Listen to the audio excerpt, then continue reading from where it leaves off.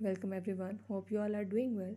In this video, I will show how you can fix gray screen problem on HMD Aura. Before starting this video, please press the bell icon or do subscribe this channel. Let's start our video without wasting any time.